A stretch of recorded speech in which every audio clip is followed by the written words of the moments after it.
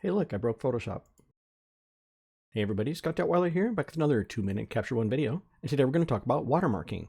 So when we talk about watermarking, we're not talking about destroying an image by obscuring it with such large watermarks that no one can enjoy it, but to actually add a brand to it. So if someone says, hey, who made that? It's easy to see. So inside of Capture One, you'll pick the process recipe you'd like to have. For example, one for my boudoir brand, one for my high school senior brand, and one for my regular fine art brand. I do this because I don't want to change watermarks constantly because I'm lazy. In your process recipe, you'll find a watermark tab. In here, you can choose text or image. Text is obviously where you're going to type in text because you don't have a fancy watermark, or image is if you'd like to use one that you have on your hard drive. You can click on this ellipsis to bring up the dialog box to add additional ones.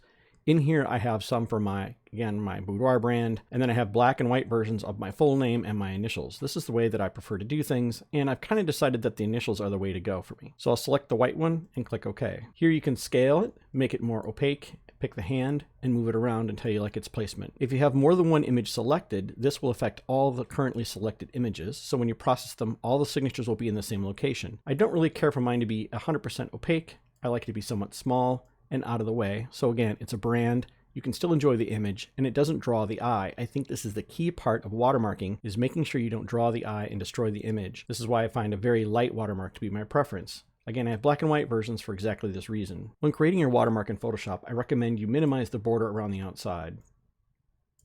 This will allow you to push it against the edge of the image inside of Capture One without it causing a large gap. One of the other reasons I like having different process recipes for different watermarks is I can export them in one click.